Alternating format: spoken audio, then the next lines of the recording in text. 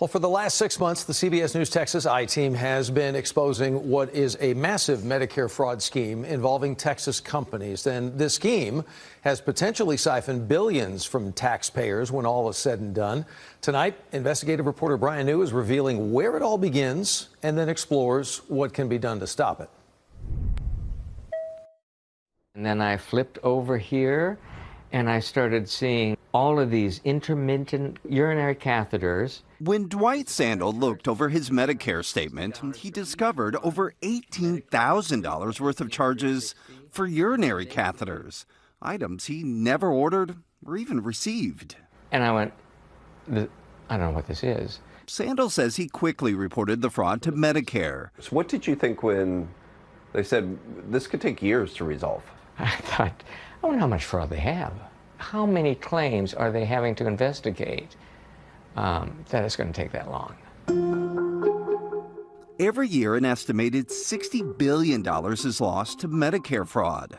I appreciate you letting us in here. Earlier this year, Medicare suspended the accounts of 11 medical suppliers suspected of fraudulently billing the government for nearly $3 billion worth of urinary catheters. They stopped paying rent for like 5 months ago. One of those companies listed its headquarters at this office in Grand Prairie. Oh, this is pretty small.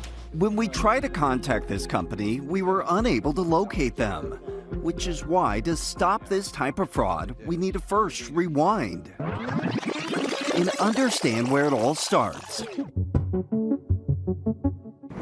Submitting a fraudulent Medicare claim requires two key pieces of information: a patient's Medicare account number and a provider's identification number, known as a national provider identifier. Getting this information typically involves hacking into a medical facility's computer system. According to the FBI last year, healthcare organizations reported 725 data breaches, impacting over 120 million people, making the healthcare sector now the #1 target of ransomware. The kind of breaches don't happen if you have the correct mitigations in place. Cybersecurity expert Ben Singleton says these preventable hacks are the result of the healthcare sector having some of the weakest cybersecurity rules of any federally regulated industry. The last time the U.S. Department of Health and Human Services conducted a cybersecurity audit was 2017. In other words, until a breach happens and until your information gets disseminated online, there's no enforcement of those HIPAA regulations. I'm deeply, deeply sorry.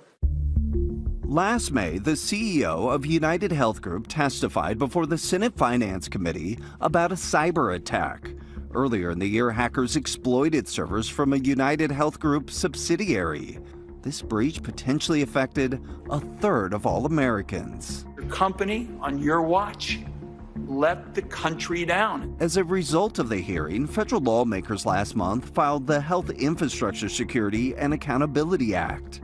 This bill would set minimum cybersecurity standards, require annual audits, and remove the current limits on federal fines, ensuring that mega corporations face penalties big enough to discourage poor cybersecurity practices. Do you think that would help? Absolutely. If the doctor was not able to conduct business unless they had complied with these requirements, they will comply. It's our money. I want them to get on top of this and then take the Medicare rates down. It's for their benefit and for all of us here.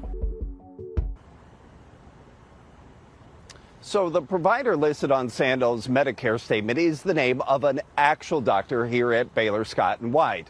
A hospital spokesperson told me that while Medicare's investigation is ongoing, there is no evidence to suggest that this doctor actually ordered those urinary catheters. Doug, it appears much like Sandel, this doctor was a victim of identity theft, and the fraudster used her information to commit this crime. Yeah, and, you know, watching all of this makes me think immediately about like the tax fraud that goes on in the IRS, but you can set things up where you have to provide a PIN number as protection. Is there anything in this instance where people can do something proactively to protect their Medicare accounts from fraud?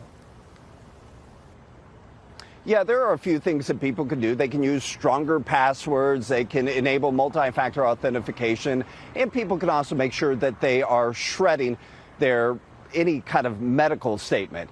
However, Doug, most of these hackers obtain the information that they need to commit this fraud from these large data breaches that happen at medical facilities. And this is why Congress is really focused on holding the medical industry accountable to better protect their patients' data. Yeah, we all know that we report on way too many data breaches every single year as well. Brand new, information's power. We thank you and the I-Team.